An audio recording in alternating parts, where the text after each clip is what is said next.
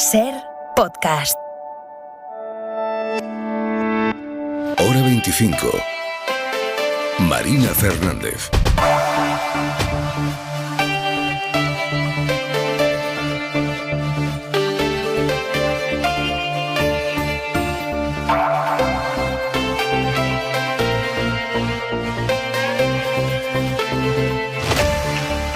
Ya está publicado en el BOE el Real Decreto Ley que recoge las medidas de ahorro energético que ha aprobado el Gobierno y al que la Comunidad de Madrid ha declarado la guerra, amenazando con ir al Constitucional con esos argumentos tan de Díaz Ayuso, tristeza, inseguridad, que el Ejecutivo tacha hoy de egoístas e insolidarios, recordándole que la ley, que un Real Decreto Ley está para cumplirlo.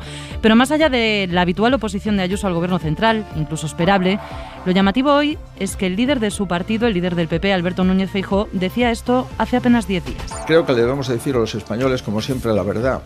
Y debemos de establecer un plan de ahorro energético en este momento en España. Es imprescindible. Por tanto, me parece bien los planes de ahorro energético que señalan límites para activar los aires acondicionados y límites para activar en invierno la calefacción. Debemos de bajar el consumo energético innecesario. Debemos de pactar con los ayuntamientos un ahorro en alumbrado eléctrico nocturno para prepararnos ante eventualidades, cortes o disminuciones de energía.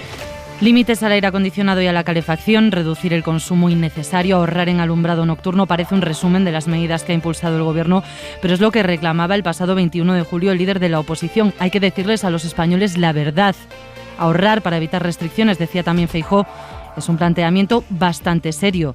Hoy que ya está sobre el papel, en el BOE, aprobado por el Consejo de Ministros, y una vez Ayuso se ha desmarcado con su conato de rebelión, el coordinador general del PP, Elías Bendodo, tacha el plan de todo lo contrario. No es serio, sino frívolo.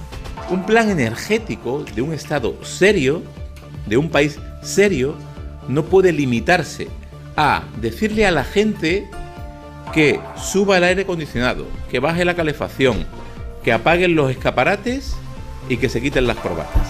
Eso no es serio. No parece muy serio tampoco defender una cosa y la contraria con una diferencia de solo unos días y que lo haga el principal partido de la oposición sobre un asunto, la respuesta europea a la amenaza rusa de cortar el gas, que sí es realmente serio.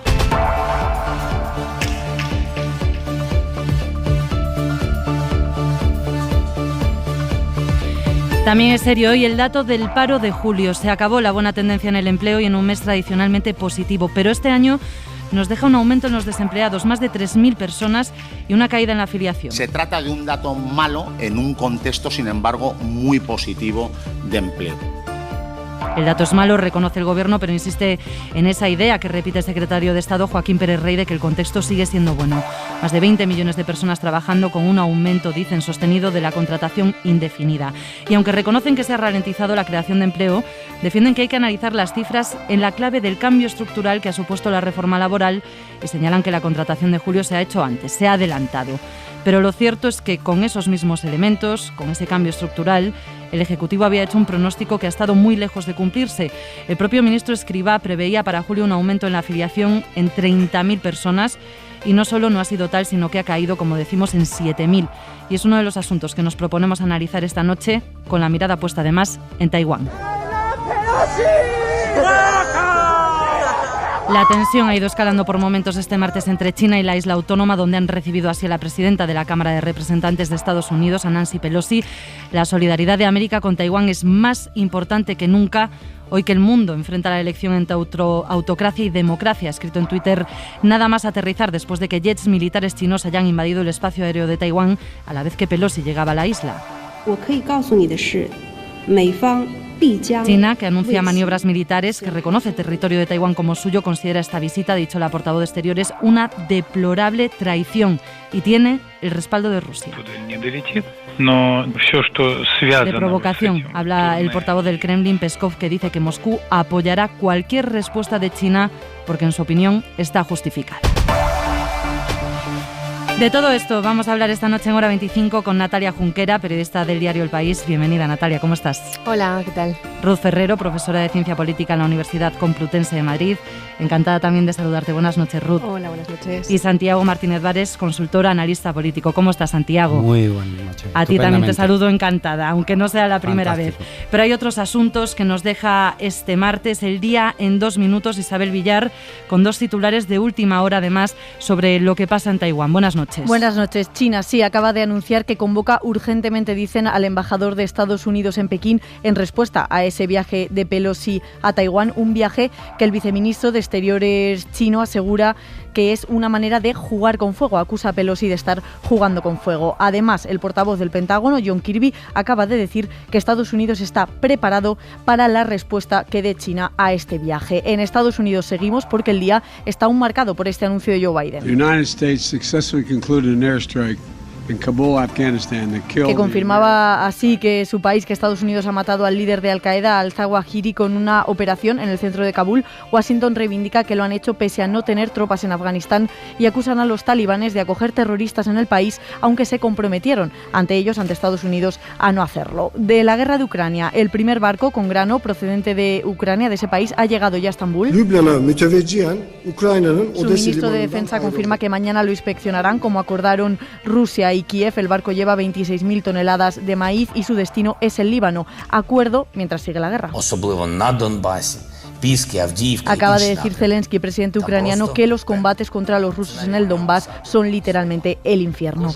Aquí en España hoy hemos sabido que un ciberataque ruso dejó al CSIC, al Centro Superior de Investigaciones Científicas, sin conexión a Internet durante días. El hackeo se produjo los días 16 y 17 de julio y aunque según el Ministerio de Ciencia los piratas no consiguieron robar información, se ha cortado el acceso a Internet de diversos centros del CSIC para frenar la infección. Y terminamos con la Comisión Europea, que ha anunciado hoy que comprará el próximo otoño 250 millones de dosis de la vacuna contra la COVID de la empresa española IPRA. Cuando la Agencia Europea del Medicamento la apruebe, la vacuna se pondrá a disposición de los países que han participado en el contrato.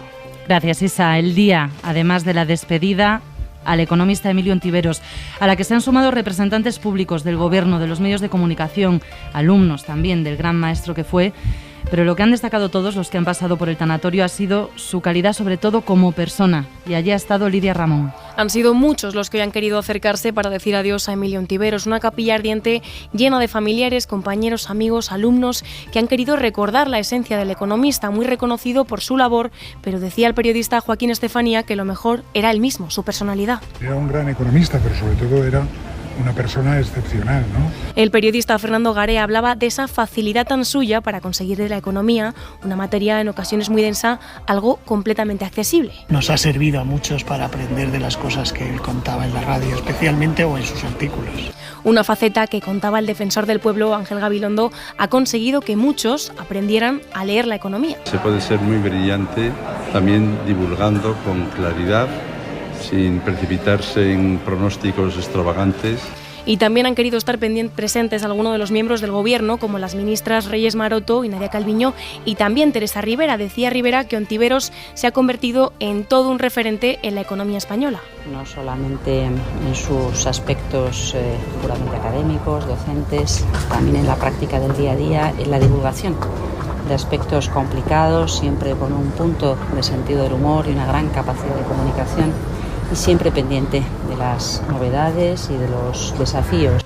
Destacaba además su implicación a la hora de divulgar el impacto del cambio climático en la economía y el sector financiero. Amigos, familiares y compañeros dicen adiós hoy a un prestigioso economista muy reconocido por su trayectoria y a un brillante divulgador que consiguió acercar a la ciudadanía con claridad las materias más espesas de nuestra economía. Hoy, como nos pasará en el futuro, vamos a echar de menos contar con Emilio Ontiveros para analizar con todo el rigor, por ejemplo, los datos del paro de este mes de julio, en los que enseguida vamos a profundizar. Aquí estamos con Natalia Junquera, Ruth Ferrero y Santiago Martínez Vares para analizar la actualidad de un día en el que se ha roto una idea establecida, que el mes de julio es bueno para el empleo en España por el tirón de la hostelería y del turismo. Javier Ruiz, buenas noches. ¿Qué tal? Buenas noches. Se ha roto, decimos, porque el dato del paro de julio ha sido malo. Ha bajado la afiliación a la Seguridad Social por primera vez desde que hay registros y ha crecido además el desempleo en más de 3.000 personas. Así que la hostelería y el turismo, Ruiz, ya no tiran tanto. Sí, el paro sube en 3.230 personas en el mes en que debería bajar, porque julio es el mes en el que se hacen todos los contratos de verano. El año pasado bajó en 200.000 personas el paro. Este mes sube, este año sube. ¿Qué está ocurriendo? Los sindicatos dicen que lo que está fallando es el consumo. Los precios suben tanto que las familias no tienen dinero que gastar, así que, decía Carlos Gutiérrez, Comisiones Obreras, las familias trabajadoras están reduciendo su consumo porque están perdiendo poder adquisitivo. Y el dato es triplemente malo. Es malo en sí, 3.200 parados más. Es malo por comparación. Julio suele ser el mes de las contrataciones y además es malo por descomposición. Si uno lee qué es lo que ha ocurrido, en educación 23.700 profesores se han ido a la calle en julio. Se les despide para intentar no pagarles el verano. Y normalmente el sector servicios, hostelería, restauración solían contratar, pero esta vez no. Han despedido y han despedido a 4.700 mujeres. De nuevo, las mujeres más precarias, más baratas, suelen ser las primeras en engrosar las listas del paro. Así que lo que tenemos ahora mismo es malo en todas sus perspectivas. Hoy el propio gobierno lo reconocía y, afortunadamente, esto ocurre en verano. Porque si se desestacionaliza el dato, si se le quita el efecto verano, la subida del paro no habría sido de 3.000, sino de 56.945 personas. Lo apuntábamos al empezar, Javier, el Gobierno reconoce que es un mal dato, pero insiste en la idea de que el contexto es bueno, que hay que cambiar la forma en que leemos el comportamiento del mercado laboral. Pero la reforma laboral ya estaba en vigor cuando el ministro de Seguridad Social, hace solo unos días, pronosticaba que las cifras de julio iban a ser buenas como siempre, que iba a aumentar la afiliación. El gobierno parece estar leyendo más la conveniencia que la tendencia. Apela a que miremos la tendencia porque si miramos mes a mes, julio era el mes bueno. Y veamos lo que ha ocurrido. Así que agosto, que suele ser el mes de los despidos, y septiembre y octubre, que todavía suelen ser malos meses, van a ser meses de malas noticias políticas para el gobierno. Los contratos en España solo repuntan en noviembre y diciembre, de cara a las Navidades. Así que el Ejecutivo lo que dice es: no miren dato a dato, miren tendencia. Tendencia porque efectivamente el paro ha bajado en más de 500.000 si se mira el término acumulado, el último año. Pero insisto, aquí hay una batalla de conveniencias políticas, no de tendencias económicas. De hecho, la gran cuestión ahora mismo es qué se ha roto, porque el Ejecutivo prácticamente hace 10 días planteaba que iban a crearse 30.000 puestos de trabajo. Ampliación neta a la seguridad social de unos 30.000 trabajadores en términos desestacionalizados. En términos desestacionalizados, apenas 9.000 se han creado.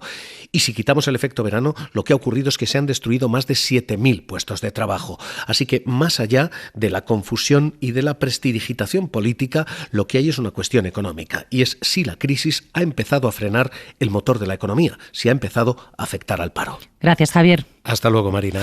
Como decíamos, el mensaje del Gobierno, encabezado por el presidente, por Pedro Sánchez, es que estamos ante un cambio estructural que exige un cambio también de lectura o de análisis de los datos. Vamos a escucharlo. Creo que tenemos entre todos que empezar a leer los datos del empleo con unas lentes distintas después ya de unos cuantos meses de la vigencia de la reforma laboral acordada entre el Gobierno de España y los agentes sociales. Lo que se ha hecho ha sido ver, una vez más, un aumento de la contratación indefinida en 145.000 empleos indefinidos, frente a los 100.000 empleos indefinidos que se perdían en los meses de julio previos a la reforma laboral.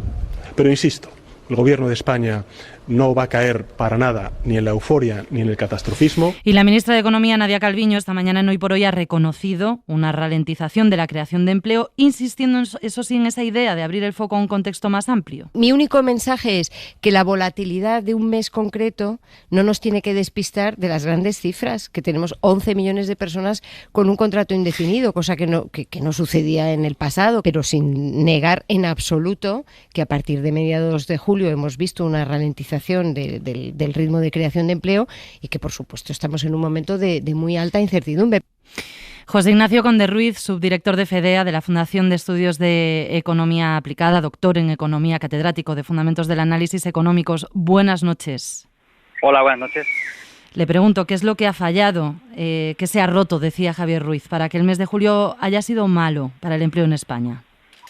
Bueno, yo creo que un poco habéis explicado bastante bien. Digamos que si este mes de julio fuera un mes previo a la pandemia y previo a la reforma laboral, estaríamos hablando de un mes catastrófico, ¿no? Porque la economía española, como bien habéis dicho, es una economía que crea empleo hasta julio, luego destruye, ¿no?, empleo en agosto, septiembre, octubre. Lo habéis explicado muy bien. ¿Qué ocurre? ¿Qué ha pasado entre medias? Pues que como se ha metido una reforma laboral que lo que ha hecho es que ahora no se contrate con contratos temporales, sino con una nueva figura que se llama fijo discontinuo, el contrato fijo discontinuo, pues ahora es un poco más difícil de valorar y por lo tanto yo creo que el dato es malo, es muy preocupante, pero sí que creo que hay que mirar un poco a ver qué pasa con los siguientes meses porque ha cambiado la forma de contratar y por lo tanto no podemos tampoco aplicar directamente la situación que había cuando no estaba la reforma, ¿no? Pero sí, yo creo que hay que mirarlo con mucha precaución. Es un dato malo porque realmente uno no esperaba, sobre todo porque el ministro Escrivá había anunciado que iba a ser un mes bueno, por lo tanto nos hace pensar que hasta el 15 de julio la cosa iba muy bien, porque si no, no entiendo por qué salió diciendo que iba a ser un dato muy bueno, y no sé qué ha pasado las últimas semanas, que se ha dado la vuelta.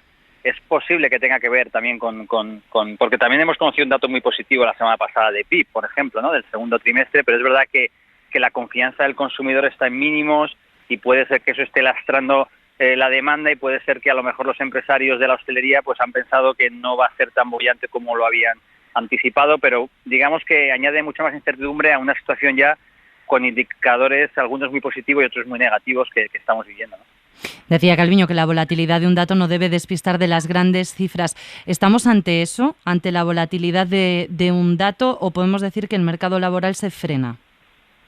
A ver, yo creo que ahí es verdad que hay datos positivos que tiene la economía española. Uno es el empleo, porque es cierto que estamos en máximos, a pesar de que este mes ha sido malo, pero nunca hemos tenido tantos afiliados, por así decir, a la seguridad social en julio, y eso es así, estamos en niveles de máximos.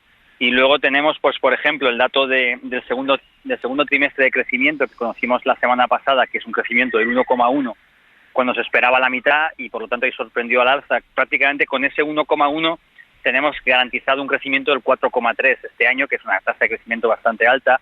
Las exportaciones, sorprendentemente, a pesar de que el turismo no está completamente en el 100%, por así decir, también están por encima de la pandemia. Y luego hay otra variable también que conocimos, que es la inversión de las empresas, que también está en máximos. Y por lo tanto, estos indicadores son bastante positivos en cuanto a la situación económica. ¿Qué ocurre? Que la inflación está descontrolada y ese es el gran nubarrón que tenemos ahí. Y luego pues tenemos que eso seguramente está afectando al consumo y también el consumo que no llega a repuntar. Entonces, ¿qué ocurre? Que está en una situación económica tal como la veo yo, con muchísima incertidumbre y que efectivamente hay escenarios que tienen probabilidad de ocurrir que son muy negativos en el otoño, pero es una probabilidad que no tiene por qué realizarse, ¿no? Que al final tampoco, digamos que un poco la forma de verlo es que hay distintos escenarios que pueden ocurrir y todos tienen distinta probabilidad y hay algunos muy malos, desde luego. Sé que es difícil hacer previsiones en ese contexto de tanta incertidumbre, pero le pido la suya. ¿Qué cabe esperar del comportamiento del empleo en los próximos meses? Yo creo que el empleo, pues si la lógica me dice que vamos a ver que como la economía, ¿no?, a pesar de la reforma laboral, tiene estacionalidad, por lo tanto yo creo que vamos a ver que en los próximos meses pues se va a destruir empleo como lo ha ocurrido habitualmente, porque sabemos que este contrato fijo discontinuo, que es un contrato indefinido, cuando dejas de estar activo, por así decir, tienes un contrato indefinido, pero cuando no estás trabajando figuras fuera de la seguridad social, es decir, como si estuvieras despedido, por así decir, aunque no lo estás, porque es un contrato que vuelve otra vez a estar activado, ¿no?, al año siguiente. Entonces yo creo que lo que uno esperaría es que que agosto y septiembre, octubre van a ser meses malos, pero también es verdad que son meses en los que si ves que en agosto, septiembre y octubre cae la inflación, pues podría repuntar el consumo y podríamos tener noticias positivas. Yo creo que estamos así, ¿no?, entre qué va a pasar con el consumo, y esto va a depender mucho de qué va a pasar con la inflación, si se acaba de contener o no, y luego ese escenario catastrófico, que es el que tenemos todos en mente ahora mismo, va a pasar porque se separa la industria en Alemania o no. Yo creo que en estas estamos ahora mismo todos los países europeos. Se anunció un plan de ahorro, ¿no?, ayer el gobierno, porque si fuéramos capaces de evitar el que separara la industria alemana, aparte de que sería un golpe muy duro para Putin y su guerra con Ucrania, porque ellos confían en que cuando consigan cortar el gas pararán la industria, entrará Europa en recesión y la población europea empezará a pedir a suavizar, ¿no?, porque al final cada uno mira siempre su bolsillo, pero si fuéramos capaces de, con el ahorro energético, estas medidas, conseguir pasar el invierno sin que se pare la industria alemana, yo creo que no vamos a entrar en recesión, que es un poco el escenario más catastrófico que tenemos por delante, y ese es el objetivo. Yo creo que si hablamos dentro de unos meses y en invierno y la industria alemana no se ha parado, yo creo que serían muy buenas noticias para la economía y muy malas noticias para Putin, que es un poco lo que está esperando él, ¿no? Y para eso hay que hacer un gran esfuerzo de ahorro energético y tiene que ser solidario de todos los países, y en eso estamos ahora un poco también, ¿no? En intentar buscar aumentar las reservas de gas y todo para pasar el invierno y que no haya que parar la industria alemana, que eso sí que llevaría a parar la industria auxiliar que se produce en España, etcétera. Eso sí que llevaría a una recesión. Y yo insisto en pedirle pronósticos a pesar de la incertidumbre, porque me dice, va a depender mucho de cómo se comporte la inflación. Hay quienes ven que ha tocado ya techo. No sé si es usted tan optimista. Yo creo que la inflación, en principio, uno pensaría que ha tocado techo y ahí sí que la vamos a ver en bajada. Es verdad que está la inflación subyacente, que es la inflación que quitas la energía y los alimentos elaborados, que tienen que ver con lo que los economistas llamamos efecto de segunda ronda. Yo creo que en septiembre vamos a hablar mucho de esto. Yo creo que si los salarios, por ejemplo, se están conteniendo, es verdad que los sindicatos se están quejando, pero es verdad que se están conteniendo, han subido solo 2,5. Si los márgenes empresariales también se contienen, yo creo que sí que vamos a ver bajar la inflación, lo cual no quita que los salarios deban recuperar ese poder adquisitivo, pero la clave es que no lo recuperen todo este año, porque claro, si sube la inflación, suben los salarios, vuelve a subir la inflación, vuelven a subir los precios, por así decir, ¿no? Entonces lo que tienes que conseguir es tener un poco de paciencia e intentar que tanto la recuperación de los salarios no sea un solo año, sino en un periodo más largo, y para eso también hay que estar muy atento con los márgenes empresariales, porque también pudiera estar ocurriendo que las empresas aprovechen la situación para subir precios, aumentar márgenes, y allí yo creo que sí que el gobierno tendría una labor que hacer. Yo creo que en España es muy difícil estimar los márgenes empresariales, los márgenes de las empresas, los márgenes de beneficio. Yo creo que yo creo que el gobierno debería hacer un observatorio de márgenes, utilizando pues lo que tiene, ¿no? Que tiene buenos equipos técnicos Banco de España, en la Agencia Tributaria, el Ministerio de Economía, un poco pues para que se pueda ver exactamente qué está pasando y si realmente hay algunos sectores en concreto que están aumentando los márgenes y por lo tanto aprovechándose de la situación, pues sí que debería actuar la Comisión Nacional de la Competencia para evitarlo, ¿no? Yo creo que somos capaces de que las empresas no aprovechen la situación para subir los márgenes y los trabajadores, como están haciendo hasta ahora, que se están portando de una forma ejemplar, de no estar exigiendo subidas salariales muy rápidas, yo creo que la inflación se va a empezar a caer. Y así lo dice también el Banco Central Europeo, que también está mirando ese escenario y dice que al año que viene la inflación ya estará en torno por debajo del 4 y ya en el 2024 en el entorno del 2. Y por lo tanto yo creo que esto sí que sería positivo porque animaría al consumo, ¿no? Que un poco ahora está la ciudadanía, pues normal, lógico, preocupadas por la inflación, por la guerra, y están, digamos que el consumo se está retrayendo. Pues José Ignacio Conde Ruiz, subdirector de FEDEA, muchas gracias por estar esta noche en Hora 25. Pues muchas gracias, buenas noches. Buenas noches. Bueno, hemos escuchado los datos, la lectura de José Ignacio Conde Ruiz, datos malos, preocupantes, efectivamente en un contexto diferente, así lo considera él. Os pido ahora vuestro análisis de los datos y también de la respuesta del Gobierno. Natalia. Bueno, el dato es muy malo cuando ya no estábamos acostumbrados a los datos malos de paro, ¿no? Veníamos de 5 meses consecutivos de creación de empleo. Como se ha recordado antes, en el último año se habían salido del paro 500.000 de personas. Y lo vamos a ver si es coyuntural, como dice el Gobierno, o si efectivamente hay un cambio de tendencia. Lo vamos a ver en un mes, y en 2, y en 3. Por eso me parece un poco infantil esto de intentar tapar la realidad o decirnos que nos pongamos otras gafas o para verlo de otra manera. Otras lentes, sí. Es un dato preocupante, sobre todo también por el contexto, ¿no? Porque hay un contexto de incertidumbre máxima, con la inflación por las nubes, con una ralentización general del crecimiento, con la subida de tipos. En fin, la gente está asustada y con razón, y no sé si la mejor receta es decirnos que cambiemos de gafas. Santiago. Yo creo que estamos ante una tormenta perfecta, y cuando se está ante una tormenta perfecta, negar que está ocurriendo algo que nos está afectando a todos, negar las evidencias nunca es bueno, Marina. Al final, este es un dato que no conocíamos en las últimas 2 décadas. Y decir, como muy bien dice Natalia, que lo que tenemos que hacer los ciudadanos o el resto de la ciudadanía, que no sea Pedro Sánchez, es ponerse otras gafas para mirar los datos, creo que no le va a servir de mucho. Y esto a mí me enlaza con aquello que ocurrió hace menos de un mes, cuando Zapatero decía que Pedro Sánchez en materia económica había que ponerle un sobresaliente.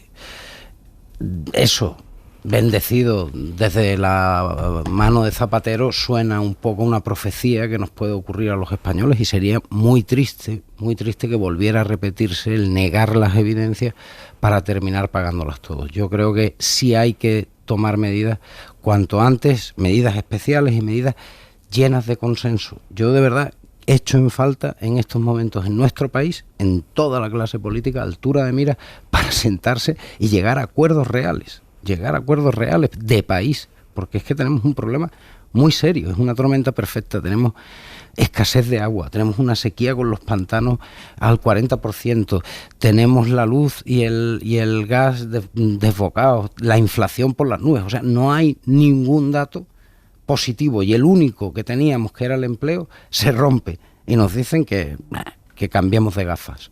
Creo que es un error, y además es un error porque hay mucha gente que si se pone las gafas de Pedro Sánchez ya va a echar la persiana definitivamente de su negocio, porque en este dato de paro los autónomos son uno de los colectivos que más ha sufrido. Es verdad que el Gobierno ha reconocido que el dato es malo, lo han reconocido, insistiendo en esa otra idea de que quizás hay que empezar a analizar la tendencia o el comportamiento del mercado laboral de otra manera por el efecto, ¿no?, de la reforma laboral, que es un poco lo que apuntaba también Conde Ruiz. Pero el dato es malo y es malo sin paliativo, Ruth. Sí, bueno, confirma una tendencia que también hemos visto a lo largo de la historia en el empleo en España, que cada vez que hay una crisis económica del tipo que sea, de la naturaleza que sea, de la causalidad que tenga, afecta directamente a los datos de empleo.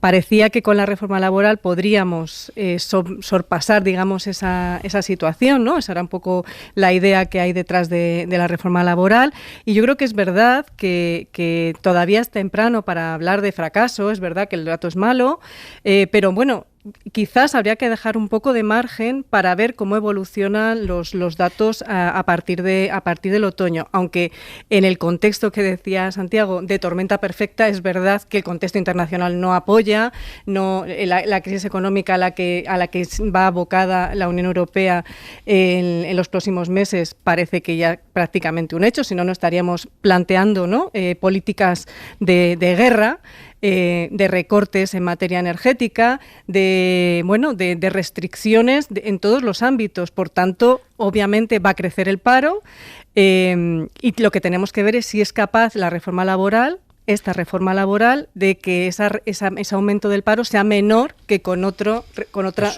veremos norma laboral. Si la inflación, ver cómo resiste, ¿no? Claro, el problema es la laboral. inflación, que es lo que se lo está comiendo todo, porque la medida de la gasolina, los 20 céntimos, la inflación se la comió a las 2 semanas. Con la reforma laboral empezaba a traer éxito, y las bondades de la reforma laboral, la inflación se las ha comido, ha cortado esa buena senda. Los precios de los carburantes ya se han corregido. Efectivamente, y el escenario que tenemos es un escenario, como bien decía, de guerra.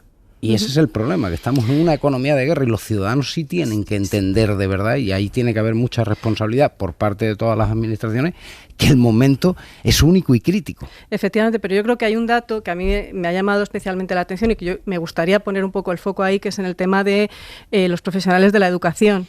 Pincha ahí la lucha contra la precariedad, Ruth. Pincha la lucha contra la precariedad, y sobre todo en el sistema educativo en España. Es decir, la educación, además, recordemos que está en manos de las comunidades autónomas, se ha contratado una cantidad ingente de profesores en primaria y secundaria como consecuencia de la pandemia, y por tanto se incrementa ahora el número de despidos porque era toda gente de refuerzo.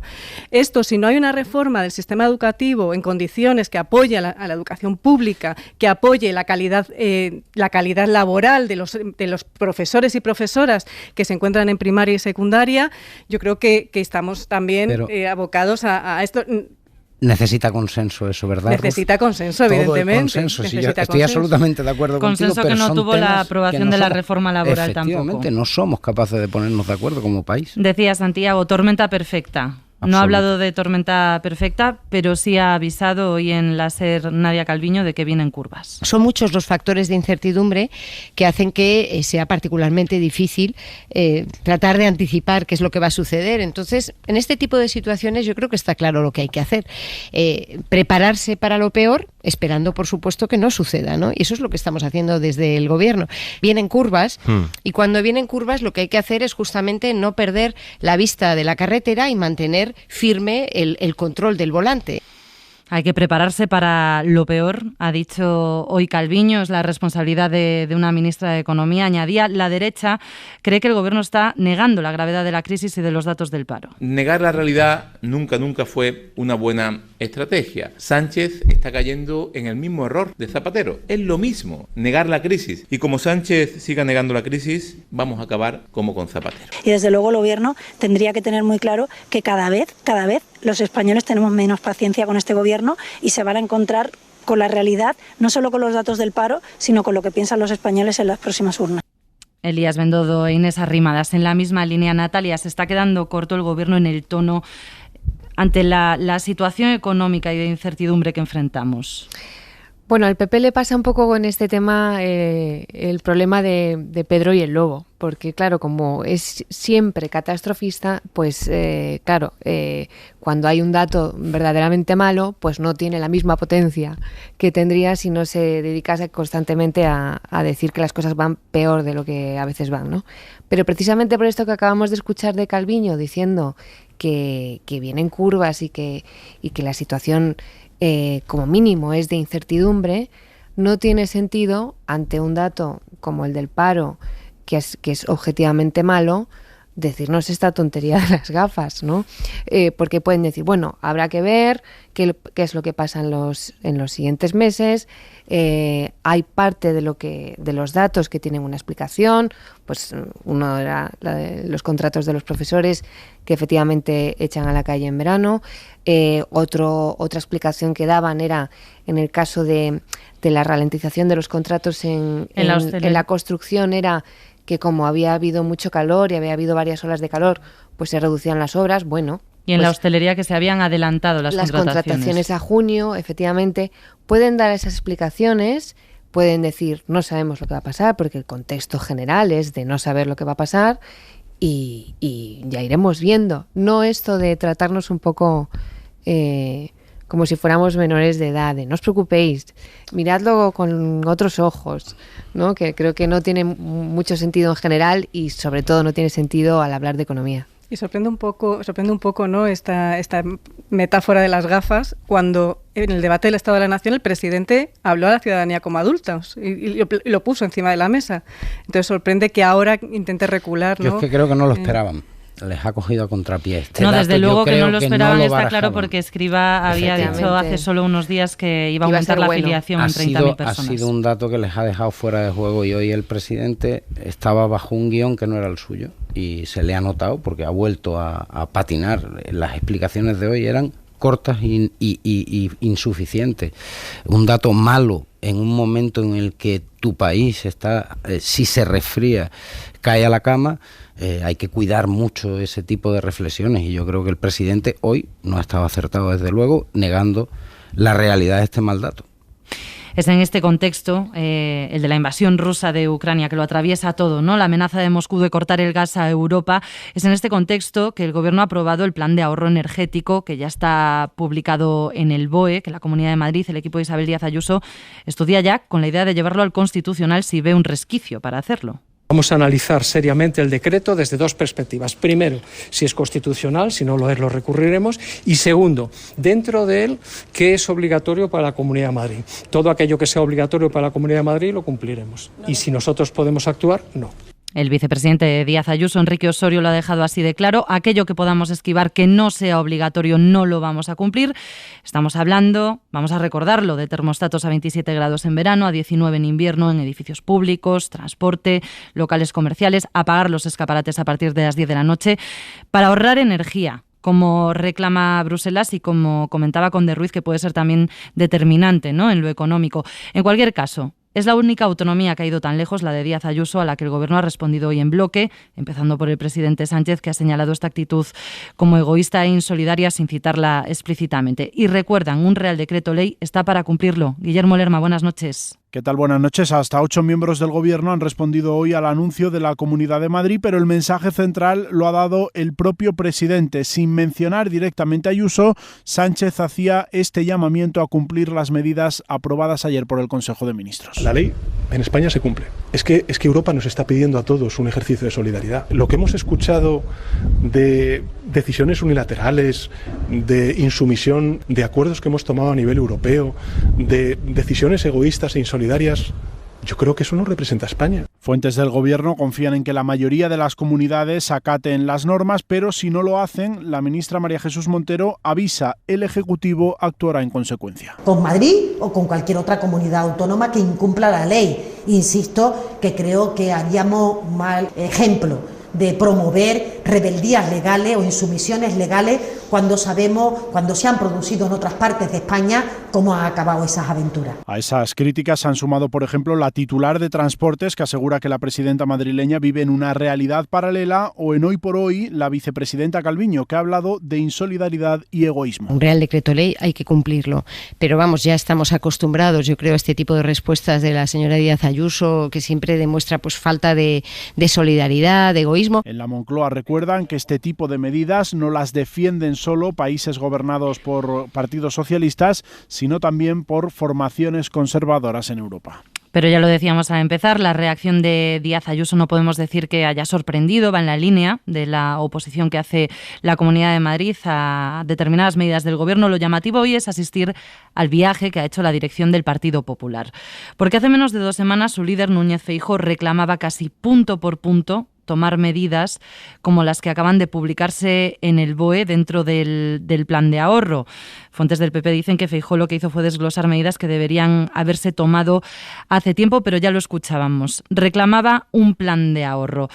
Y hoy su coordinador general, Elías Bendodo, asegura que se quedan cortas, además de defender la libertad de las comunidades para rechazarlas, comunidades como la de Madrid, porque la de Andalucía, gobernada también por el PP, por Juan Manuel Moreno, no ha ido ni mucho menos tan lejos como el Gobierno de Ayuso en su respuesta al decreto de ahorro. Sara Selva, buenas noches. ¿Qué tal? Buenas noches. Hace apenas 10 días Feijóo defendía e incluso exigía un plan de ahorro energético. Creo que ahorrar para no tener que restringir energéticamente es un planteamiento bastante serio. Hablaba el presidente del PP de limitar el aire acondicionado, la calefacción y de reducir el alumbrado nocturno, medidas que incluye el decreto del Gobierno. Pero ahora, 10 días después, el PP dice, lo ha dicho Elías Bendodo, que son medidas frívolas, que no son serias. Aclaran fuentes del partido que Feijóo nunca dijo que se apagaran los comercios a las 10, que habló de edificios oficiales. Entre las dos declaraciones está el Consejo de Ministros de ayer y el tuit de Ayuso, que dice que Madrid no se apaga, que no lo van a cumplir. Bendodo asegura que lo comprende. Tanto la señora Ayuso como el resto de presidentes de comunidades autónomas tienen libertad para decidir si le aplican o no. Eso a pesar de que el decreto es obligatorio, que es en lo que insiste el Gobierno y también la Junta de Andalucía. Antonio Sanz, consejero de Presidencia. Con independencia de que alguien lo recurra o no lo recurra, un recurso no exime de su cumplimiento. En cualquier caso, ninguna de las comunidades gobernadas por el PP ha ido tan lejos como la de Madrid. Ninguna plantea un recurso ni tampoco su incumplimiento. Sí ha habido críticas. En Andalucía destacan la falta de consenso, en Galicia hablan de medidas estéticas y en Murcia dicen que no están de acuerdo con el contenido y que van a estudiar las posibilidades jurídicas para decidir sobre su aplicación. Tu análisis, Ruth.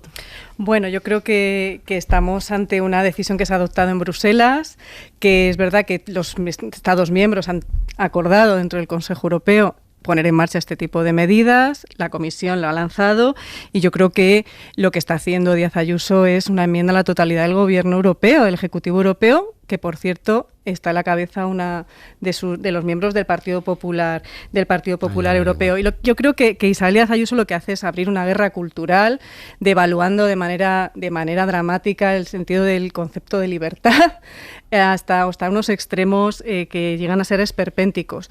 Y yo quiero recordar aquí algunas de las medidas que se adoptaron hace muchos años, en la crisis del 73, en diversas ciudades y países del mundo, en Estados Unidos, en el Reino Unido, quiero recordar Piccadilly apagado, precisamente por esas medidas de ahorro energético que eran necesarias para recortar el gasto en petróleo, que se aprobó una jornada laboral de 3 días a la semana, que no se permitía abrir a los comercios. Obviamente, eso tuvo un impacto en el empleo, en el crecimiento, pero era una manera de ahorrar energéticamente. Y ahora lo que estamos viendo en esta economía de guerra que comentaba antes, bueno, pues son medidas que es imprescindible adoptar, porque no podemos estar diciendo que hay que ganar la guerra a Putin, por un lado, y por otro lado, decir que somos rácanos con el impulso y la potencia de esas medidas de ahorro energético. Y no podemos decir que nos negamos, que rechazamos adoptar esas medidas de recorte energético que van a afectar, obviamente, a partes del sistema productivo, y al mismo tiempo de acusar al gobierno de que la reforma laboral no funciona, que va a crecer y que está creciendo el paro. Obviamente, yo creo que lo decía antes con De Ruiz, si no somos solidarios con nuestros vecinos europeos, con Alemania, no evitamos que colapse la industria alemana, va a colapsar ahora sí que de verdad la economía española también, y no solo la española, sino la italiana, la francesa, etcétera, etcétera. Por tanto, no podemos hacer un análisis tan micro y tan localista como el que se está haciendo desde determinadas posiciones, en este caso desde la Comunidad de Madrid, en relación con estas medidas que están adoptadas de manera consensuada, esta vez sí, consensuada en el marco de la Unión Europea, para evitar quiebras que pongan a los pies de los caballos a la Unión Europea frente a las decisiones de Putin. Ha faltado un segundo escalón de consenso. Ese yo sí lo he hecho en falta, y creo que además puede ser un flanco en contra del gobierno. Yo creo que al final estas medidas las van a aplicar los ayuntamientos y las van a aplicar las comunidades autónomas. O sea, y las van a vigilar y a controlar también las comunidades autónomas. Sin ninguna duda. Por lo tanto, para mí sí ha faltado una reunión con la FEM para explicarle el plan, porque les afecta a ellos, igual con las comunidades autónomas. O sea, yo he hecho en falta eso. Porque eso, si haces eso, cortas muchos de los argumentos de Isabel Díaz Ayuso. O no, pero por lo menos le pones un cortafuego. No sé yo, y bueno, en la pandemia veíamos que no, o sea, salían todos soplando y ella sorbiendo, de acuerdo, pero en esta ocasión, que al final es sentido común, y escuchan las palabras de Alberto Núñez Feijóo de hace 10 días y dice, lo normal, lo que nos van a pedir, lo que nos van a exigir y lo que vamos a tener que hacer todos. Pero claro, Isabel Díaz Ayuso juega otra liga, porque ella no está presidiendo la Comunidad de Madrid. Pero es que el Partido Popular, Elías Bendodo, sigue la línea de Díaz Ayuso. Bueno, yo creo que entre lo que hace Díaz Ayuso y lo que dice Elías Bendodo hay una gran diferencia, porque el señor Elías Bendodo no gobierna a nadie, ni va a poder aplicar o poner ninguna de esas medidas en función. Sin embargo, la presidenta de la Comunidad Autónoma de Madrid, sí. Isabel Díaz Ayuso sí. Entonces, el significado de sus palabras para mí sí cobra una importancia mayor. Y insisto, me quedo con las de Alberto Núñez Feijóo de hace 10 días, que me parece que son lo lógico, por eso donde ya va, es hemeroteca por donde va el asunto, de acuerdo, pero es que se terminará haciendo eso, Natalia, se terminará haciendo lo que diga el gallego, porque es el que manda en Génova ahora mismo. Pero Isabel Díaz Ayuso vive, sin ninguna duda, pero Isabel Díaz Ayuso vive en una continua polémica, y que de momento, y según los resultados electorales, le ha ido bien. Pero hemos escuchado en la información antes a Antonio Sanz, consejero de la presidencia de Juanma Moreno, y su mensaje ha sido absolutamente lógico, de discrepancia, porque es que al final poner el aire acondicionado a 27 grados en Lugo no es lo mismo que ponerlo en Andalucía. Entonces habrá cosas que haya que estudiar, porque al final lo que nos pide la comisión es que lleguemos a un tope, entre todos lleguemos a un tope y bajemos el consumo en un tope. Habrá comunidades que lo tengan que hacer de una manera y habrá comunidades que lo tengan que hacer de otra. La calefacción no será tan necesaria en Málaga en noviembre como en Madrid, es lógico, ¿no? Entonces ese consenso y ese hablar al detalle le ha faltado al gobierno, y le da la oportunidad y el campo de batalla ideal a Isabel Díaz Ayuso, que cada vez que el gobierno anuncia una medida, ella busca cómo contraponerse, siempre contraposición al gobierno. Además, pero no con viene esos argumentos importado, sí, o sea, es que Bueno, para mí lo que ha pasado hoy es el PP de Feijóo tropezando en la misma piedra del PP de Casado, que es dejar que Isabel Díaz Ayuso les marque el paso. ¿Qué ha pasado entre lo que dijo Feijóo hace 12 días y lo que ha dicho hoy el coordinador general del PP, que no es un mindundi, es el coordinador general del PP que ha llamado a la insumisión? Es la voz de Génova que hoy ha hablado sobre el y a la plan de que ahorro hoy le han energético. preguntado por Ayuso. ¿Qué ha pasado en estos 12 días? Un tuit de la presidenta de Madrid, Pero diciendo una cosa que además no puede hacer, porque evidentemente la presidenta de la Comunidad de Madrid no puede obligar a los empresarios a incumplir un decreto ley, ¿no? Sin ninguna duda. Pero además es de una torpeza política bastante grande, No porque lo es. fíjate cosas que podía haber hecho Feijóo o el PP hoy.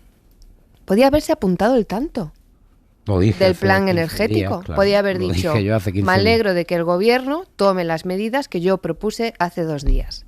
Podía haber aprovechado el día para aprovechar el mal dato del paro, hoy sí, y hacer ese discurso catastrofista contra el gobierno que hace constantemente. En lugar de eso, se han metido en este lío de decir que las comunidades tienen libertad para cumplir una ley, un decreto ley, que eso, en fin, es como mínimo llamativo, vamos a decir, llamativo, ¿no? Y además, no, claro, en este caso no puede criticar como hace habitualmente, dice, bueno, el gobierno, los herederos de ETA, los comunistas, no. Es que es Ursula von der Leyen, que es presidenta de la Comisión Europea y, por cierto, de la misma familia política del PP europeo. Dejadme un segundo porque la portavoz del PSOE, Pilar Alegría, lo ha expresado en estos términos. El señor Feijóo en estos momentos tiene que desautorizar o a la señora von der Leyen, a la Comisión Europea, o tiene que desautorizar a la señora Ayuso. Ese es el escenario, o A o B. Santiago, von der Leyen o Ayuso. Yo estoy convencido que Feijóo hará de Feijóo, que es lo que hace siempre. Pero decía Natalia, ¿qué ha pasado? Yo te voy a explicar lo que creo que ha pasado, que Isabel Díaz Ayuso ha dejado de ser importante. Era la gran baronesa del PP. Con un tuit ha cambiado el discurso del PP. Bueno, aquí hay un señor que gobierna muchísimos más ciudadanos que Isabel Díaz Ayuso, y con mayoría absoluta, y sin dar una voz, y sin haber roto un plato. Juan Manuel Moreno. Efectivamente, por lo tanto, ese señor que todavía no ha hablado de esta polémica y que su consejero de la presidencia hoy pues ha hablado y ha dicho, oiga, necesitamos más consenso, habrá que detallar porque esto no puede ser igual en todos los sitios, cumpliremos, pero veremos las fórmulas que tenemos de que esto se ajuste a una cosa normal. Ese señor es el mayor enemigo de Isabel Díaz Ayuso ahora mismo. Ese señor es el mayor problema de Isabel Díaz Ayuso, porque hasta hace 15 días en el Partido Popular, quiero decir, hasta hace 3 meses, hasta que Juanma Moreno gana por mayoría absoluta en una tierra que es absolutamente socialista, no como Madrid, que ha sido por tradición del Partido Popular, pues le ha salido un juanete en el pie a Isabel Díaz Ayuso en su carrera, que está en pausa, siempre está en pausa hacia la Moncloa. A ver, el partido se lo han Así repartido entre Feijóo y Juanma Moreno. Hay una Pero cosa, déjame yo que te tengo haga una una teoría pregunta. y hay unos señores que mandan en Génova ahora, en la planta 7ª de Génova, que son es Juanma la Moreno mesa pequeña de y Feijóo. Alberto Núñez Feijóo. Y son los señores son de los Galicia, que echan a son Casado. los que se la juegan. No, Bueno, no. Pero Son los que eso se ya la es que esto juegan ya ahora. es historia antigua. En cualquier caso, me parece Juanma mucho decir está que Isabel Díaz esperando. Ayuso ha dejado de ser importante. Es mucho menos importante. Ahora mismo, antes, Feijóo miraba y solo tenía un activo electoral, un gran cartel electoral. Ahora como mínimo tiene 2, y uno que mejora al primero. O sea, antes había una baronesa que llegaba y va a seguir haciéndolo porque es una estrella del rock.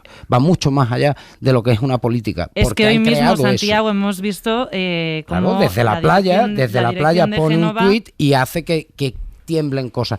Pero Pero su Santiago, poder es mucho más pero a pequeño, ver. mucho más pequeño que el que Pero tenía a ver, hace 2 hoy meses. Bendodo, el coordinador general del PP, ha dicho que el gobierno es frívolo Ajá. por aprobar el plan de ahorro energético. ¿No te parece frívolo que por un tuit, que no sabemos dónde lo ha escrito, a lo mejor lo ha escrito hasta de vacaciones en la playa, tirada en una hamaca, ¿No te parece frívolo que fue anoche, que por entendemos un que en la tuit, playa no estaba exactamente. que por un tuit el PP cambie de postura? Pero es que yo creo que el no PP... es frívolo, a ver, eso. ¿tú has visto a Juanma Moreno cambiar de postura? Es que el PP Juanma Moreno es el señor que gobierna en el Ayuntamiento de Málaga. Paco de la Torre. Lo sabes como yo. A Paco de la Torre diciendo que se va a rebelar y que no va a apagar las luces a las 10 de la noche. Eso es el PP.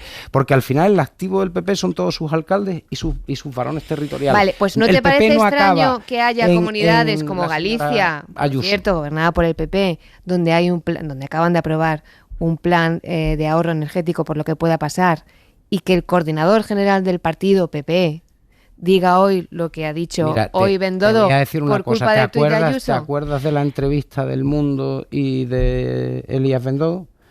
¿De las ¿Te nacionalidades? Eso sí. es. ¿Qué pasó al final? Lo que dijo Feijóo, ¿no? Pues te insisto, aquí pasará lo que dijo Feijóo hace 10 días. Lo que tú has dicho, imperaba la lógica. Mire usted, esto tiene que tener más consenso. Entonces, va a pasar eso, no tengo ninguna duda, porque no es lo que dice Feijóo, es lo que dice la Comisión Europea. Ante un nuevo bandazo, en cualquier caso, porque hoy lo que tenemos sobre la mesa es lo que ha dicho Díaz Ayuso y lo que ha dicho Elías Bendodo también. No se apagará.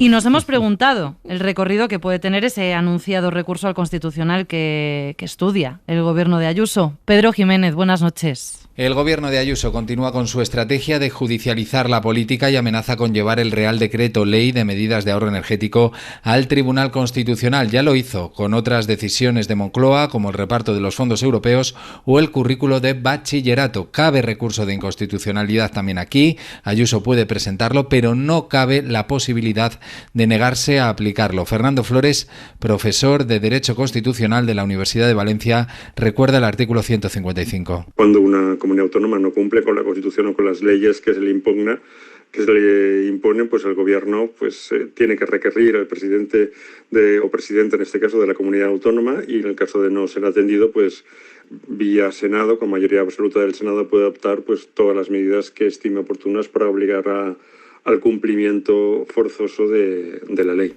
De presentarlo, un tribunal constitucional progresista resolvería el debate jurídico con el precedente del estado de alarma que tumbó el actual. Tu análisis, Ruth. Bueno, yo creo que lo habéis comentado ahora en el corte. La judicialización de la política al Partido Popular le encanta y le lleva encantando durante muchos años. Cada vez que ha habido una decisión que no es de su agrado, ha intentado judicializarla por todos los medios. Y esto es otra prueba más. Si estuviéramos ante una acción en rebeldía, una solicitud de acción en rebeldía en otra comunidad autónoma, probablemente estaríamos hablando de otros artículos de la Constitución para ser aplicados. Y sin embargo, en el caso de la Comunidad de Madrid, intentamos por todos los medios que no se llegue, digamos, a esos extremos. Lo ha dicho Fernando Flores, sin decirlo, ¿no? Esos artículos que tienen que ser aprobados en Congreso y Senado, al final es el 155. Por tanto, primero van a intentar que se cumpla el Real Decreto a través de una serie de artículos que están reflejados ya en la normativa ordinaria, pero siempre hay un escalón más, que es esa aprobación extraordinaria de una intervención en la comunidad autónoma. Y bueno, en el momento en el que sucedió algo que rompía o que ponía en rebeldía a una comunidad autónoma, no se dudó, ¿no?, en activar ese artículo 55. En el caso de la Comunidad de Madrid ya son varias las veces en las que hemos estado viendo cómo se posiciona en rebeldía ante normas que son de obligado cumplimiento. Yo creo que es verdad que hay que llegar a consensos, pero también es verdad que, curiosamente, siempre que gobierna el Partido Socialista, el PP quiere consensos, pero cuando gobierna el Partido Popular intenta no llegar a consensos. Me remito, por ejemplo, a la ley educativa de Wert para el tema de... entonces, bueno, pues yo creo que en ese sentido hay un peligro que además se está viendo en muchas otras latitudes, no solamente en España, que es esa utilización política del poder judicial, que pone en grave riesgo en muchos casos el Estado de Derecho. Quiero recordar que hace no demasiadas semanas la Comisión, en su informe sobre el Estado de Derecho, ya dio un toque al Estado español por el tema de la elección de los jueces al Consejo General del Poder Judicial. Obviamente no estamos en una situación similar a otros países que tienen problemas más serios en materia de Estado de Derecho, pero mucho cuidado porque son pequeños pasos también hacia cuestiones que pueden ser muy problemáticas, ¿no? Esta estrategia, ¿no?, de llevar el asunto al Constitucional, podríamos encontrarnos, Santiago, con que cuando el Constitucional decida ya se haya terminado la vigencia del propio plan de ahorro energético. Puede ocurrir perfectamente, pero yo no creo que lleguemos al trámite del Constitucional. Yo creo ¿Nos vamos a quedar en el ruido? Yo creo que nos vamos a quedar en mear en la lata para hacer ruido, y cuando haya que sentarse y negociar, pues cualquier mínimo pequeño detalle que ella gane, sacará una bandera y dirá: al final Pedro Sánchez ha hecho lo que yo decía que había que hacer. Esta es la táctica de la señora Ayuso, y desde aquel día que Iván Redondo decidió darle la foto de las banderas en Sol y desplazar a Pedro Sánchez a Sol, desde aquel día comenzó una historia de amor-odio entre el presidente del Gobierno de España y la presidenta de la Comunidad de Madrid, que desde luego a quien más beneficia es Ayuso. Natalia, muy breve, por favor. No sé si... Ya se me había olvidado la historia de amor-odio. La verdad es que lo de las banderas fue... ¿Te acuerdas de lo de las banderas? Sí, fue el paseo de Miguel Ángel Rodríguez y de Iván Redondo. Fue muy ridículo. Son porque los que de verdad disfrutaron de aquella foto. Había más banderas que párrafos tenía el comunicado que luego hicieron y que no decía nada. Ya. No sé, yo también creo que esto se va a quedar en ruido, porque sinceramente no veo esta vez llevando el tema al Constitucional, porque, insisto, no sería ir contra el gobierno, sería ir contra la buena de Ursula von der Leyen, que es del mismo partido. No seamos tramposos. O sea, te dicen que hagas un ahorro energético, no te dicen cómo lo tienes que hacer. Y decirle a la gente que el aire acondicionado en Sevilla tiene que estar a lo mejor a 27 no es lo mismo que decírselo a un señor de Lugo. Claro, o sea, que es verdad que Feijóo von der Leyen no te ha dicho, oiga, tiene usted que apagar. Me parece bien los límites al aire acondicionado y a la calefacción. No seamos tramposos. No, hace 12 días dijo, hay que decirle la verdad a los españoles. Es imprescindible un plan de ahorro energético. Veo bien los límites al aire acondicionado en verano y a la calefacción en invierno, y es un poco lo que vamos a avanzar, porque ante la ley de secretos oficiales el Partido Popular sí ha suavizado hoy su rechazo inicial. Sánchez ha puesto aquí, en este caso, al zorro a cuidar a las gallinas. Lo decíamos antes, semanas atrás, el gobierno no puede entregar los secretos oficiales a los que quieren destruir España. Nosotros, como siempre, estamos dispuestos desde el Partido Popular a aportar, a dialogar, a tender la mano, pero evidentemente lo que el Partido Popular no acepta es un trágala con esta ley de secretos oficiales. Entre críticas, sí, pero abre la puerta a negociar el PP esa ley de secretos oficiales, mientras Unidas Podemos, socios del gobierno de coalición, ya tienen su propuesta alternativa. Los morados dejaron claro ayer que no estaban de acuerdo con que los secretos más sensibles estén bajo llave hasta 50 años, como dice el anteproyecto de ley al que dio luz verde ayer el Consejo de Ministros. Ellos proponen que ese umbral se baje a 20 años, prorrogables, y el propio presidente del gobierno, Pedro Sánchez, ha defendido hoy que el debate sobre esta ley es positivo y que está dispuesto a negociarla durante su tramitación parlamentaria. Ana Fernández Vila, buenas noches. ¿Qué tal, Marina? Buenas noches. Sí, Unidas Podemos considera inasumible ese plazo de más de 50 años para desclasificar la información más delicada y se ha marcado ya como objetivo rebajarlo a 20 años con la posibilidad de prorrogarlo otros 10. Es una propuesta para homologar la ley a países como Alemania, Italia o Portugal, y con la que esperan convencer al PSOE dentro del gobierno o ya después en el trámite parlamentario. Jaume Asens en declaraciones a la SER. Esta ley nace un poco con el freno puesto, ¿no? Porque parte de la idea del miedo a que la gente, la ciudadanía sepa. Es un signo de debilidad democrática y no de fortaleza democrática, y que precisamente por eso nosotros vamos a intentar negociar. Nosotros proponemos unos plazos mucho más cortos, de 20 años. En el ala socialista del gobierno están dispuestos a negociar, lo ha dicho el propio Sánchez, aunque se defienden de las críticas de sus socios. Asegura el presidente que la ley sí es homologable a otros países europeos y que el plazo podría ser incluso más largo. Pueden parecer 50 años mucho, pero hay otros países, democracias consolidadas, que tienen 70 años. Creo que es un debate que debemos tener en nuestro país, que es un debate que va a fortalecer nuestra democracia y, por tanto, nosotros estamos abiertos a hablar con todos los grupos parlamentarios. En Unidas Podemos celebran esa disposición a negociar y garantizan que no torpedearán la aprobación de la ley, aunque avisan con la redacción actual no logrará la mayoría suficiente e instan al PSOE a rectificar. Hora 25. Marina Fernández. Hablábamos antes de actualizar lo último a las 11 de la Ley de Secretos Oficiales. Os pido un análisis breve a cada uno, Ruth. Sí, muy breve. Bueno, yo creo que tenemos cosas positivas y cosas negativas. Yo creo que lo positivo es que se reforma una ley predemocrática del año 68. Creo que bueno, en línea con muchas de las reformas que hace en el ámbito legislativo el gobierno socialista y que ha hecho en otros gobiernos, vemos como hay varias maniobras estéticas, pero que no van a los asuntos de fondo, ¿no?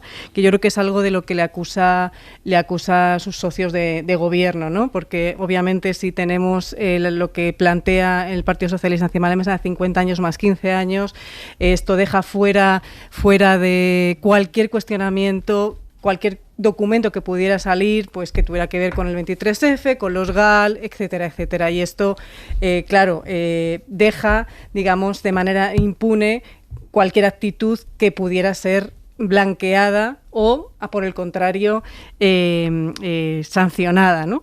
de alguna manera. Yo creo que lo que plantea el socio de gobierno, decía antes Asens, que son 20 más 10, se ajusta más a otras normas que tienen que ver, que pueden ser, por ejemplo, la de Estados Unidos, que era 25 años, y que permite un cierto margen de maniobra para actuar de manera con nuestros contemporáneos, no con nuestros antepasados, prácticamente, si avanzamos en esa cantidad de años. Citabas los GAL y el 23F. También se ha referido precisamente a estos dos asuntos la ministra de Defensa, Margarita Robles. Yo lo que soy partidaria es de que haya el mayor consenso posible, que sea fruto de un pacto de Estado, de un acuerdo de Estado, y evidentemente que creo que se tienen que conocer, como también lo ocurrido en el 23F, y espero que en ese trámite parlamentario pues haya El sonido es malo, pero se entiende. La ministra de Defensa, Margarita Robles, que apuesta por la desclasificación de los archivos sobre los GAL, sobre el 23F, que no está prevista de forma automática en este anteproyecto de ley. Santiago. Yo veo mucha lógica que vayamos conociendo la historia de nuestro país. Porque, fíjate, sobre los GAL, sobre la guerra sucia, hay películas.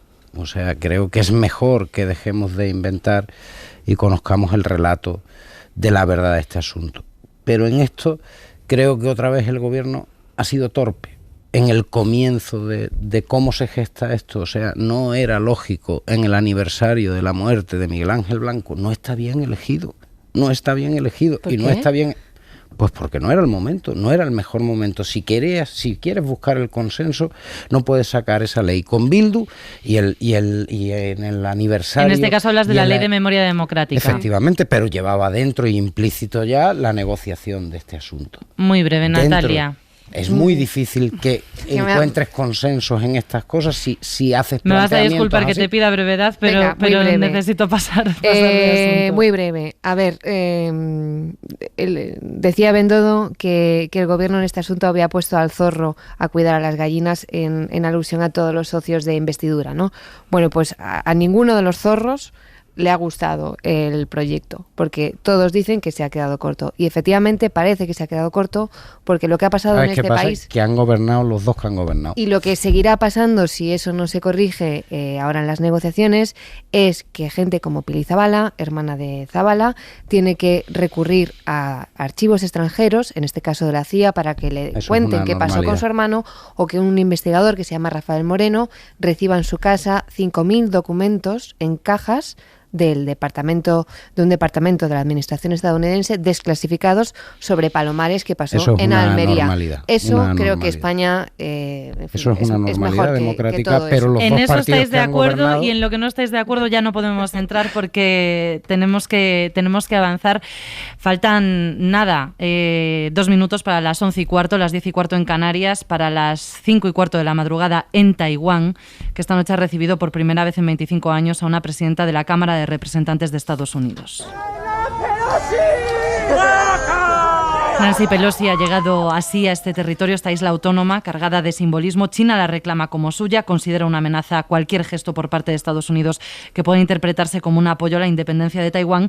Así que Pekín dice que el viaje de Pelosi es una provocación. La acusan de estar jugando con fuego y el Ministerio de Exteriores chino anuncia que convocan urgentemente al embajador de Estados Unidos en Pekín para protestar por esta visita. Aparte del movimiento diplomático, de las amenazas verbales, aviones de combate chinos han entrado en el espacio aéreo de Taiwán, a la vez que lo hacía el de la presidenta de la Cámara de Representantes norteamericana, ahí en Estados Unidos.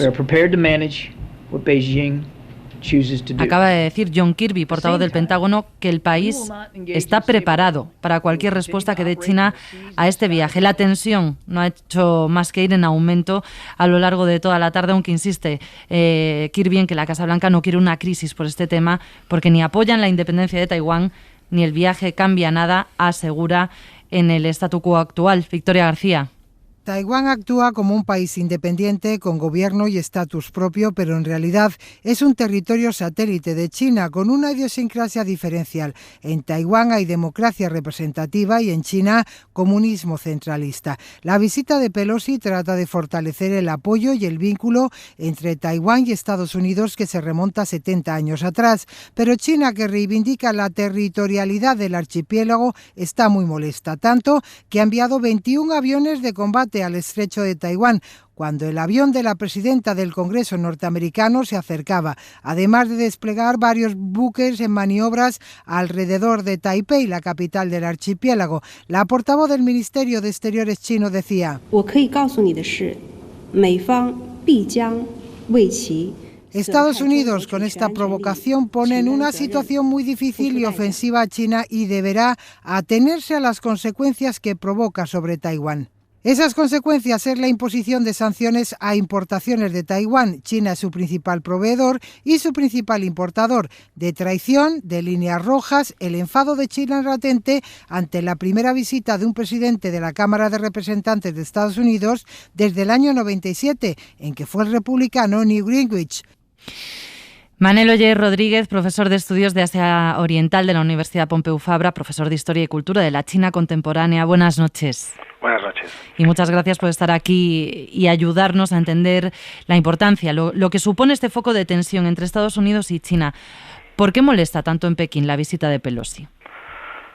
Bueno, Estados Unidos está manifestando en estos últimos tiempos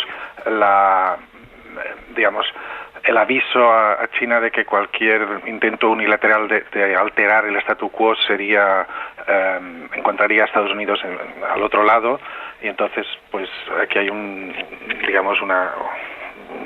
demostración de este apoyo y de esta proximidad de Estados Unidos respecto a Taiwán, sin alterar la política de Estados Unidos de considerar que hay que ir hacia una reunificación, pero también en estos pactos en que China y Estados Unidos llegaron en los años 70 se indicaba que tenía que ser una reunificación pacífica, y China es el que en los últimos años está alterando su aproximación al tema, forzando o yendo hacia un proyecto de invasión.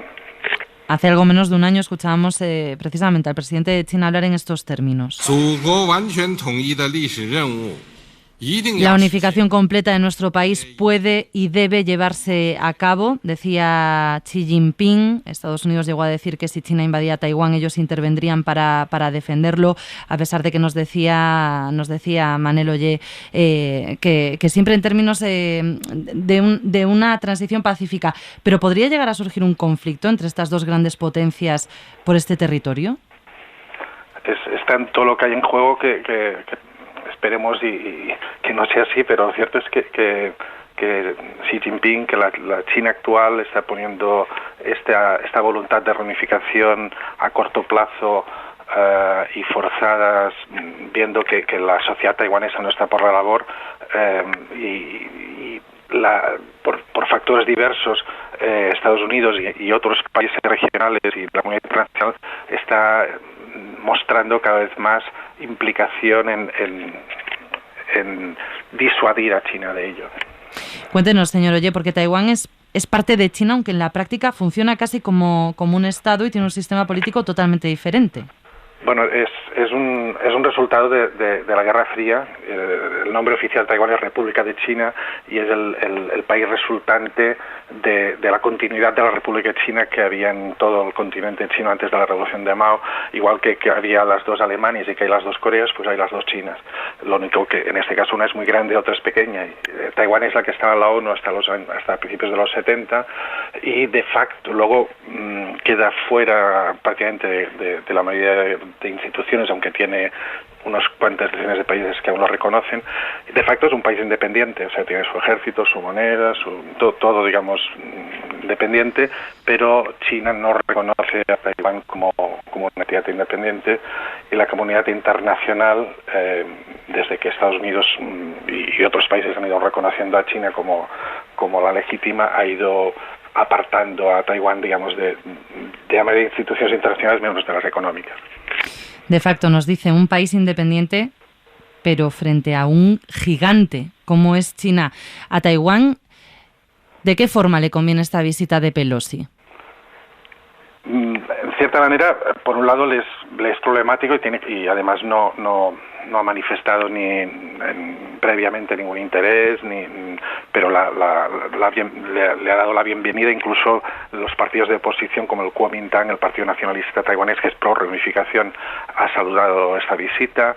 Es decir, por un lado, el confirmar el apoyo de Estados Unidos para Taiwán es vital y por tanto en este sentido es un signo más de ello. Además, tradicionalmente en Estados Unidos había un reparto de papeles, mientras el presidente ha sido siempre más pro chino, el Congreso siempre ha sido más pro-taiwanés, y entonces pues esto ya tradicionalmente ha sido así y forma parte de estas relaciones, digamos, semiformales que casi todos los países tienen con Taiwán, de carácter económico o de envío de delegaciones de parlamentarios, etcétera. Pues Manel Oye Rodríguez, muchísimas gracias por estar en Hora 25. Muchas gracias. Aumenta la tensión, Ruth, en otro punto, en Taiwán, y con Rusia además posicionándose al lado de China. Sí, claro, su aliado, ¿no? Se consolidan los bloques, pero yo pondría dos frentes, ¿no? Digamos, un frente internacional y un frente interno dentro de Estados Unidos, ¿no? Porque Pelosi hace esta visita en contra de los deseos del presidente Biden, ¿no? Que en todo momento ha dicho que no veía conveniente esta visita y sin embargo Pelosi lo hace también de cara a las legislativas de otoño, un poco para contraponer a la posición del Partido Republicano en su circunscripción. Por tanto, también vemos aquí cómo los actores norteamericanos están jugando sus cartas también de cara a la propia opinión pública. La situación interna de Estados Unidos es ahora mismo está muy polarizada, está muy fragmentada y yo creo que eso es algo que tenemos que evaluar a la hora también de analizar el porqué de esta visita. Eso por un lado. Y en relación con lo que comentábamos de Taiwán y China, si efectivamente se mantienen las alianzas, hemos escuchado antes como Peskov decía que iba a estar del lado de China, por supuesto, igual que China está al lado de la Federación de Rusia durante todos estos meses y probablemente le va a estar surtiendo también de tecnología y de temas logísticos. En todo caso, yo creo que la aproximación de China a Taiwán es efectivamente de la reunificación pacífica, pero frenando siempre la declaración de independencia, porque hay que recordar que Taiwán nunca ha declarado su independencia.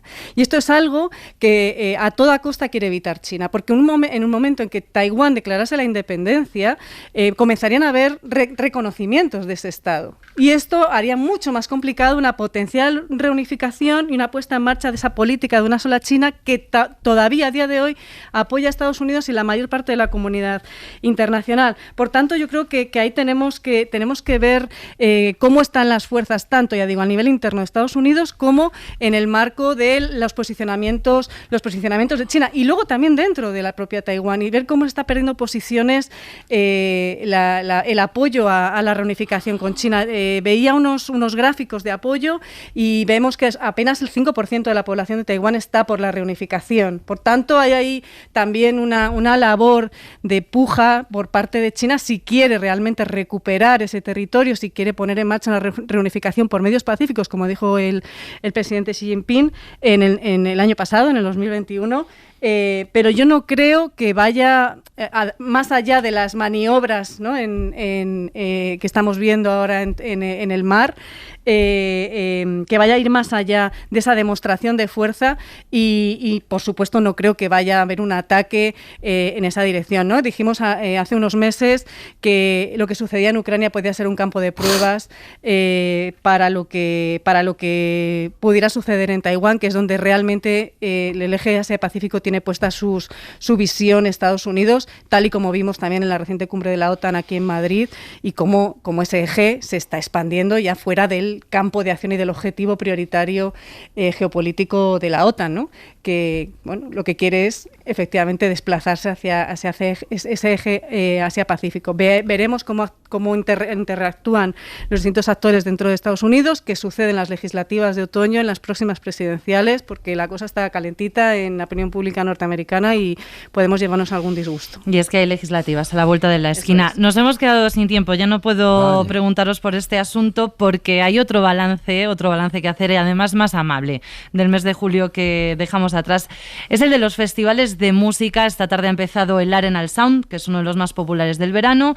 Más de 50.000 personas van a pasar por Burriana en Castellón. Es el primer gran festival del mes de agosto después de un mes de julio y de un verano plagado de citas, de hecho muchas más, a pesar de las cancelaciones, que las que había programadas antes de la pandemia. Vamos a hacer este balance y a irnos con música y con Dani de la Fuente. La música urbana y latina es la favorita de los jóvenes de entre 16 y 24 años, así que si quieren frontear, gata, tengo un montón. Tienen el Arenal Sound, o no, porque todos los abonos, más de 50.000, están vendidos.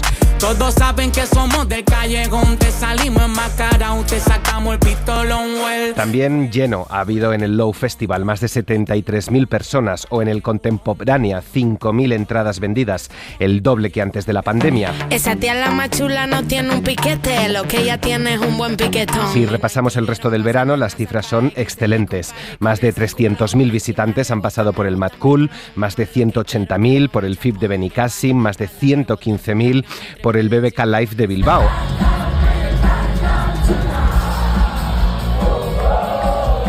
Antes de la pandemia se celebraban unos 800 festivales al año. En 2022 se han programado más de 1.000. Probablemente el verano del 2022 sea el que más festivales ha habido jamás en España. Yo creo que hemos batido el récord, porque además de no haber desaparecido casi ninguno, muchos de los que había se han ampliado e incluso están surgiendo festivales nuevos. Es David Saavedra, periodista musical, que ha publicado la guía Festivales de España. Antes de la pandemia reunían a más de 6,5 millones de personas. Este año está por ver. Propiciado por el afán de recuperar el tiempo perdido, ¿no? Después de estos 2 años de sequía, pues se ha descubierto que la gente tenía como más hambre que nunca por ver música en directo. Mañana va a doler, pero es que estoy tan bien. Además del Arenal Sound, este mes de agosto hay que destacar el Sonorama, que cumple 25 años, el FI Festival de Tenerife, el Mood We Fest o el Esférica en La Rioja. Y no olvidamos las decenas de festivales de música, pero clásica, que inundan la geografía española. Hoy ha comenzado la quincena musical de San Sebastián, en unos días Infantes Música en Villanueva de los Infantes o el Baligay en Amariña. La mácula del balance está en los festivales cancelados, como el Reggaetón de Madrid y Tenerife o el Diversity de Valencia, denunciado por la OCU por no devolver el dinero de las entradas. La burocracia, la falta de técnicos y de medidas de seguridad suelen estar detrás de estas cancelaciones. Tracata, esa nena quiere pracata, tacata, tú quieres tacata. Natalia Junquera, Ruth Ferrero, Santiago Martínez Vares, buenas noches y gracias. Un súper placer. Buenas noches. Ha sido un placer como siempre, nos vamos. Suscríbete a Hora 25. Todos los episodios y contenidos adicionales en la app de Cadena SER y en nuestros canales de Apple Podcast, Spotify, iVoox, Google Podcast y YouTube. Escúchanos en directo en la SER de lunes a viernes a las 8 de la tarde.